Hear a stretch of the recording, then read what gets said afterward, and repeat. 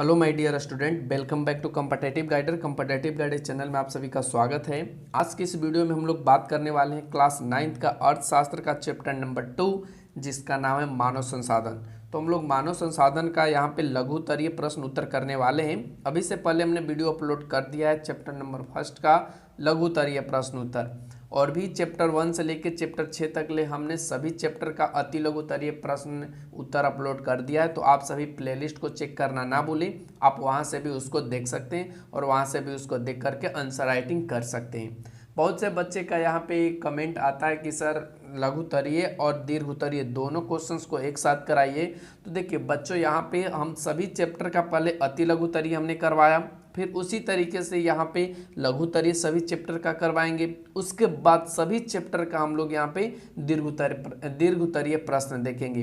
तो सभी आपको सीरीज बाय सीरीज मिल जाएगा। आप लोग चिंता न ले, टेंशन नहीं ले, बिल्कुल टेंशन नहीं लेना है। सिर्फ आप लोग पढ़िए और देखिए कौन कौन से कंटेंट आपके लिए उपयोगी है। और आप लोग चैनल पे जा कर के प्ले लिस्ट को चेक करना ना भूलिए। क्लास 9 से रिलेटेड भारतीय भवन बुक का और भी सॉल्यूशन कराया गया है, साथ में BSERT का और साथ में NCERT का भी आंसर क्वेश्चंस कराया जा चुका है।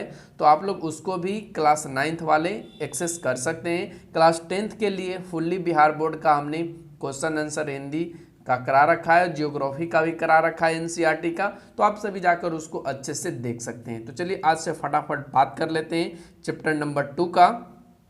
फर्स्ट क्वेश्चन में पूछा गया कि बिहार की जनसंख्या घनत्व की विवेचना करें। तो देखो क्वेश्चन थोड़ा सा विवेचना करने का मतलब है कि यहाँ पे कम से कम आपको लिखना है, कम से कम हाफ पेज में आपको आंसर लिखना है।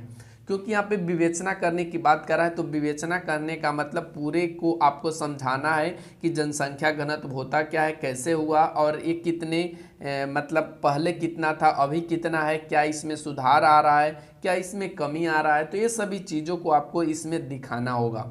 ऐसे नहीं कि सिर्फ हमने आंसर राइटिंग कर दिया, कुछ समझ में नहीं आया।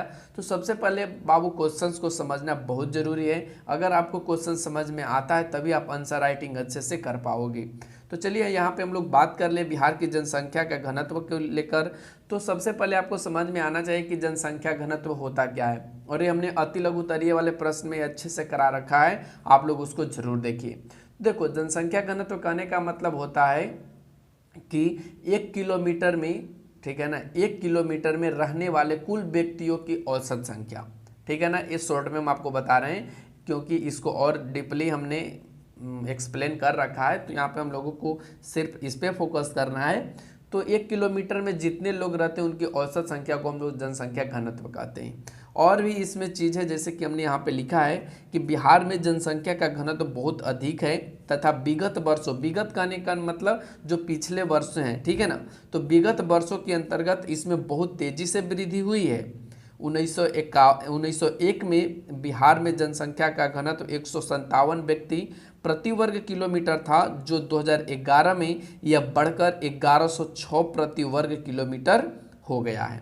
आप समझ सकते हैं, अभी से पहले यानी 1901 की बात करें तो उस समय 157 व्यक्ति 1 किलोमीटर में रह रहे थे, लेकिन आज का जो जनसंख्या घनत्व है वह 1 किलोमीटर में 1106 व्यक्ति रह रहा है। राज्य के जिन भागों में भूमि समतल और उपजाऊ है, सिंचाई आदि की समुचित व्यवस्था होने के कारण खाद्यान्न एवं व्यावसायिक फसलों की उत्पादकता अधिक है तथा परिवहन उद्योग एवं व्यापार के विकास की सुविधाएं उपलब्ध हैं, उन भागों में जनसंख्या का घनत्व अपेक्षाकृत अधिक है, जैसे कि शिवहर, पटना, दरभंगा, वैशाली, बेगूसराय इत्यादि। कहने का मेरा मतलब यहाँ पे आप समझिए कि जनसंख्या का घनत्व उन क्षेत्रों में आपको देखने को मिलेगा जहाँ पे सिंचाई की व्यवस्था है, जहाँ पे भूमि है, उपजाऊ भूमि है, साथ में वहाँ पे फसलों का उत्पादन अच्छे तरीके से होते हैं। परिवहन करने का मतलब आवागमन के साधन है वो भी अच्छे तरीके से वहाँ पे मौजूद हैं, उद्योग धंधे हैं। तो ऐसे क्षेत्र में आपको ज़्यादा देखने को मिलेगा। एग्जाम्पल के रूप में आप पटना ले लीजिए, तो पटना इन सभी चीज़ों से परिपूर्ण है। तो आप वहाँ देख सकते हैं कितना जनसंख्या, 1 किलोमीटर के अंदर कितने लोग रहते हैं, ठीक है ना। तो इसी को हम लोग जनसंख्या घनत्व कहते हैं। वीडियो थोड़ा लॉन्ग होगा क्योंकि यहाँ पे समझना बहुत ज़रूरी है और आंसर राइटिंग करना भी बहुत ज़रूरी है। चलते क्वेश्चन नंबर 2 पे। क्वेश्चन नंबर 2 में पूछा गया है कि बिहार की साक्षरता दर पर एक संक्षिप्त टिप्पणी लिखे। देखिए ये भी आपको संक्षिप्त टिप्पणी लिखने को कह दिया है, तो आप यहाँ पे थोड़ा मतलब थोड़ा ही लिखेंगे, लेकिन आप पूरा निचोड़ तो दोगे ना, तो ऐसे क्वेश्चंस में थोड़ा सा टाइम लगेगा, समझना बहुत ज़रूरी है। तो साक्षरता दर की बात करें तो सबसे पहले हम लोग साक्षर समझेंगे। साक्षर क्या होता है? तो जो लोग या जो व्यक्ति 6 वर्ष के बाद से, ठीक है ना, 6 वर्ष के बाद से जो बच्चा जो बच्ची कह सकते हो, 6 वर्ष के बाद से किसी भी भाषा को आसानी से पढ़ सकता है, लिख सकता है, तो ऐसे व्यक्ति को साक्षर कहते हैं। अब साक्षरता दर की बात आई, तो साक्षरता दर क्या होता है? शिक्षा के यानी साक्षर के मापने का एक बड़ा पैमाना है। यानी इसके अंतर्गत हम लोग मापते हैं कि कितने लोग साक्षर हैं, कितने लोग साक्षर नहीं हैं, ठीक है ना। इसी को हम लोग बोलते हैं साक्षरता दर। आइए इसका उत्तर देखते हैं किस तरीके से होगा। हमने लिखा है कि साक्षरता दर शिक्षा का एक मापदंड है। यह जनसंख्या के गुणात्मक पक्ष को प्रदर्शित करता है। गुणात्मक कहने का मतलब जनसंख्या में किस तरह का गुण है।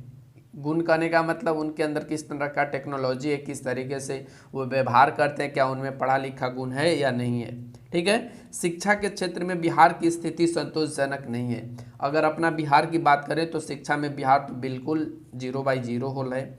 0 नहीं कह सकते हो, लेकिन बहुत कम है, शून्य तो है ही नहीं, बहुत कम है। तथा इस दृष्टि से इसकी गणना देश के सर्वाधिक पिछड़े राज्यों में की जाती है। अगर साक्षरता की दृष्टि से बात करें तो बिहार की गणना जो देश के और भी राज्य हैं उन सबों से इन्हें पिछड़ा माना गया बिहार को, यानी ये पीछे इसलिए। 1951 में बिहार में साक्षरता दर लगभग 12% थी, जो बढ़कर 2011 में 61.8% हो गई, लेकिन यह राष्ट्रीय औसत से बहुत कम है। 2001 की जनगणना के अनुसार बिहार में पुरुषों की जो साक्षरता दर रही है वो 71.2% रही है, तथा महिलाओं की जो साक्षरता दर रही है वो 51.5% है। साक्षरता की दृष्टि से बिहार देश का पिछड़ा राज्य है। तो इस तरीके से हमने साक्षरता दर पे आप अपना एक टिप्पणी लिख दिया। आप लोग इसको वीडियो पॉज करके नोट कर सकते हो।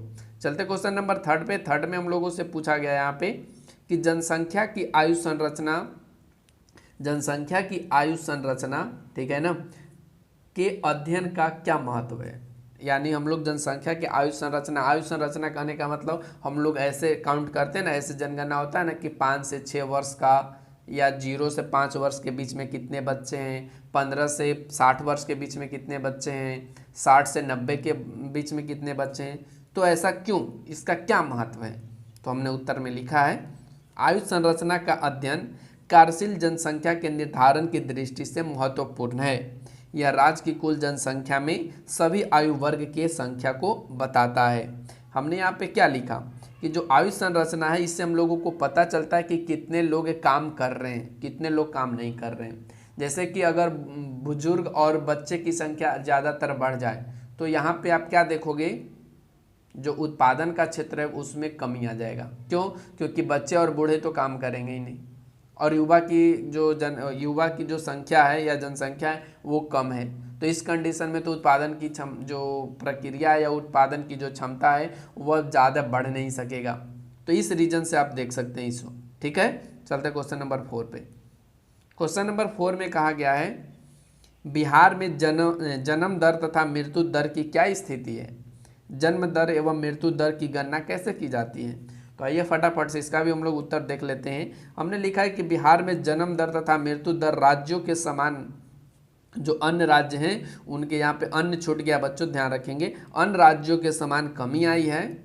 बिहार में 1951 में प्रति हजार जन्म दर 43.4% थी, जो 2012 में घटकर 27.7% हो गई, जो अभी भी राष्ट्रीय औसत से 21.6 प्रति हजार अधिक है। वही मृत्यु दर में बात करें तो 6.6 है, जो 7 के, ठीक है ना, जो 7 के राष्ट्रीय औसत से कुछ कम है।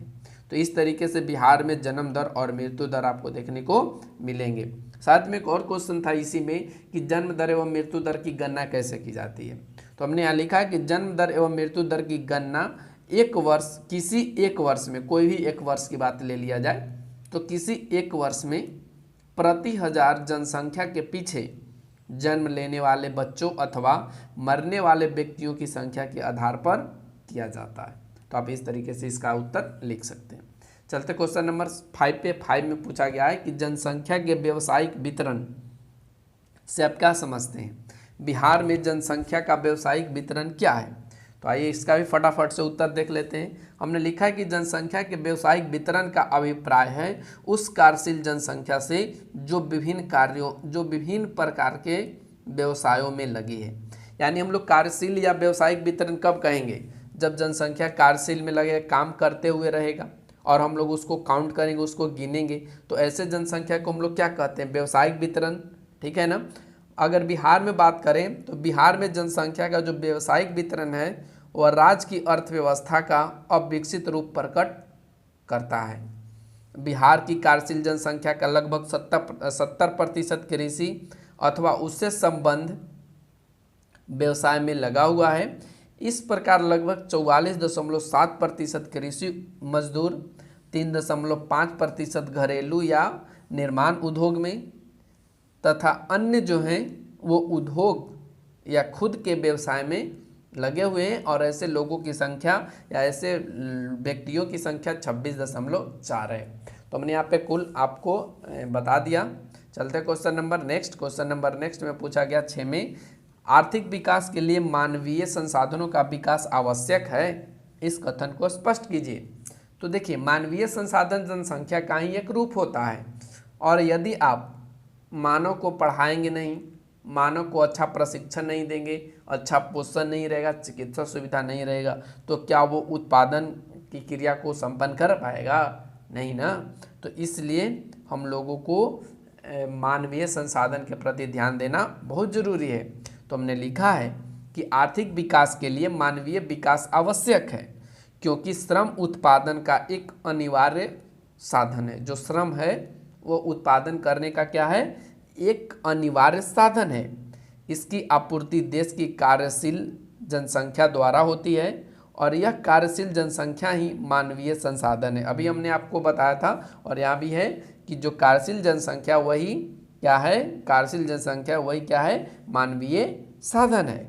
जब हम शिक्षा, प्रशिक्षण, स्वास्थ्य सेवाओं आदि में सुधार लाकर मानवीय संसाधनों को विकसित करते हैं तब उसमें मानव पूंजी का क्या होता है, निर्माण होता है। और इस प्रकार आर्थिक विकास के लिए मानवीय संसाधनों का विकास करना बहुत ज़रूरी है। यदि अच्छा टेक्नोलॉजी दे करके या अच्छा प्रशिक्षण सिखा करके यदि आप किसी को भारत छोड़ विदेश भेजते हैं तो वहाँ पे जो अर्न करता है, जो पैसा कमाता है, तो वो किस तरीके से कमाता है, क्या वो व्यावसायिक होता है या नहीं? बिल्कुल होता है। तो यही चीज़ यहाँ पे हमने आपको समझाने की कोशिश करे थे।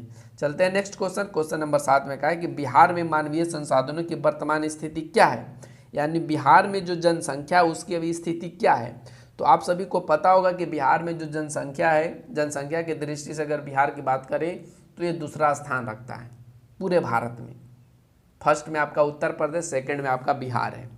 तो क्या जनसंख्या ज़्यादा होगा तो स्थिति जो संभावनाएं, मानवीय संभावनाएं की स्थिति क्या वो सही रह पाएंगी? बिल्कुल नहीं रह पाएंगी, क्योंकि जनसंख्या ज़्यादा बढ़ेगी तो रोजगार की आवश्यकता पड़ेगा, रोजगार नहीं मिलेगा तो लोग अपने घर को छोड़ेंगे, अपने देश को छोड़ेंगे, अपने गाँव को छोड़ेंगे और दूसरे देश और राज्य और अन्य जगहों पर जा कर के अपना जीवन यापन करेंगे। तो इससे आपको आपके क्षेत्र में जो कृषि है उस पर बहुत ज़्यादा प्रभाव पड़ता है। और हमने यहाँ पे लिखा भी है कि बिहार में मानवीय संसाधनों में लगातार वृद्धि हो रही है, राज्य में निर्धनता और बेरोजगारी बढ़ी है तथा अन्य कई समस्याएं भी उत्पन्न हुई है। जनसंख्या में आर्थिक वृद्धि के कारण राज्य में कृषि श्रमिकों की जो संख्या है उसमें लगातार वृद्धि हो रही है और रोजगार के अभाव में उनका देश के अन्य भागों में पलायन हो रहा है, जिससे कृषि उत्पादन एवं अन्य अत्यंत प्रतिकूल प्रभाव है। राज्य में शिक्षा, स्वास्थ्य एवं आवास सुविधाओं की बहुत कमी है। इस तरीके से बिहार में मानवीय संसाधनों की स्थिति दयनीय है। यानी हमने आपको बता दिया कि कैसे यहाँ पे मानवीय स्थिति दयनीय है, क्या क्या रीज़न है, क्या क्या रीज़न नहीं है। चलते हैं next question. Next question number 12 में पूछा गया है, सॉरी नंबर 8 में पूछा गया है कि मानवीय संसाधनों के विकास के लिए किस प्रकार का निवेश आवश्यक है। तो ये फटाफट से इसका भी उत्तर लिख लेते हैं। हमने यहाँ पे लिखा है मानवीय संसाधनों में निवेश शिक्षा, स्वास्थ्य, पोषण और आवास में कुल मुख्य रूप से करने की आवश्यकता है।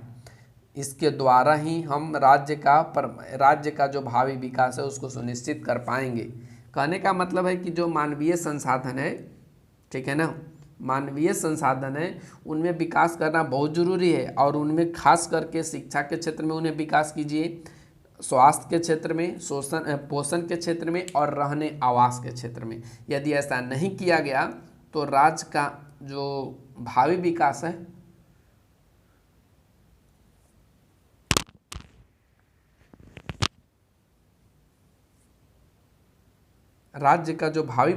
है वो नहीं हो पाएगा। तो ये सारी चीज़ यहाँ पे आपको देखने को मिलेंगे। चलते क्वेश्चन नंबर 9 पे।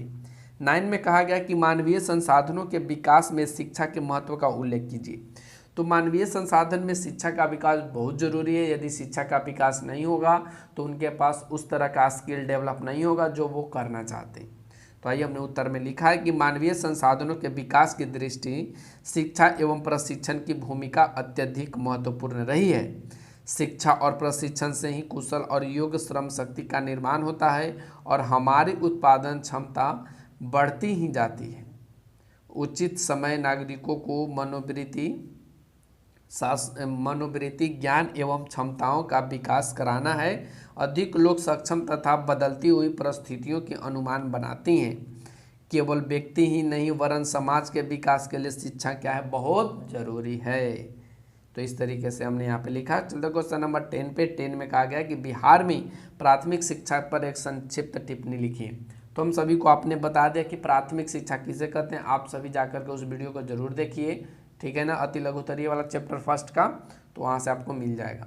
तो आइए इसका उत्तर हमने लिखा है कि बिहार में प्राथमिक शिक्षा के सर्वव्यापी कारण के लिए 2001 से सर्व शिक्षा अभियान लागू किया गया था, ठीक है ना।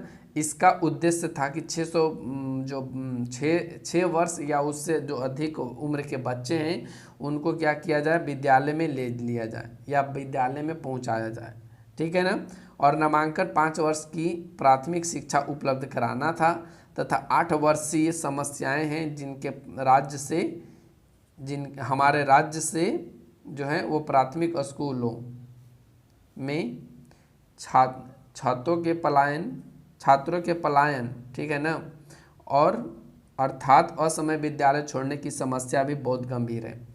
छात्रों को असमय विद्यालय छोड़ने का जो मुख्य कारण है उसमें शिक्षकों की अनुपस्थिति एक अस्थायी समस्या है। बिहार में शिक्षा के क्षेत्र में अनेक समस्याएं हैं और इसकी वर्तमान स्थिति संतोषजनक नहीं है। शिक्षा के विकास एवं उससे जुड़ी समस्याओं के समाधान के लिए यह आवश्यक है कि राज्य में एक उपयुक्त शिक्षा नीति अपनाई जाए। तो इस तरीके से हमने इसका भी उत्तर दिया। क्वेश्चन नंबर 11 में कहा गया कि स्वास्थ्य सेवाओं का हमारी उत्पादक क्रियाओं पर क्या प्रभाव पड़ता है, उत्तर लिखना है आपको। तो चलिए इसका भी फटाफट से उत्तर लिख ही लेते हैं। उत्तर में मैंने लिखा है कि एक स्वस्थ व्यक्ति उत्पादन कार्य में सक्रिय रूप से भाग लेकर उत्पादन में वृद्धि कर सकता है, ठीक है ना। उत्पादन में क्या कर सकता है, वृद्धि कर सकता है। कोई भी उत्पादक ऐसे श्रमिकों को काम नहीं करना चाहेगा या काम नहीं देना चाहेगा जो बहुत ही, ठीक है ना, जो बहुत ही सीमित एवं प्राथमिक स्वास्थ्य केंद्रों या उपकेंद्रों या शहरी क्षेत्रों में जाकर ऐसे कर सकते हैं। चलते हैं नेक्स्ट क्वेश्चन। क्वेश्चन नंबर 12 कहता है आवास समस्या के मुख्य स्वरूप क्या हैं। तो आपको आवास समस्या का मुख्य स्वरूप लिख देना है। हमने लिखा है कि आवास समस्या के 2 मुख्य स्वरूप हैं। एक तो आपका परिमाणात्मक स्वरूप और सेकेंड आपका गुणात्मक स्वरूप। अब आप भाई ये बात कर लेते परिमाणात्मक स्वरूप में क्या है कि इसमें मकान की कमी रहती है, यानी लोगों के पास मकान इसमें नहीं रहती है, और ऐसे आपको लाखों परिवार मिल जाएंगे जिनके पास मकान नहीं है। सेकंड में गुणात्मक स्वरूप की बात करेंगे तो इसमें आपको ध्यान रखना है कि जो मकान है वो निम्न स्तर के होंगे लेकिन मकान होंगी, जैसे कहने का मतलब झुग्गी झोपड़ियाँ, साथ में आपका मिट्टी का घर, ये सभी, यहाँ पे पक्के घर की बात नहीं करा गया है। तो इस तरीके से आज का ये वीडियो यहीं पे समाप्त हुआ। Thanks for watching, take care, bye bye. कोई भी डाउट होता है तो कमेंट सेक्शन में ज़रूर पूछें। आज के लिए बस इतना ही, मिलते हैं फिर अगले वीडियो में और अगले कंटेंट के साथ।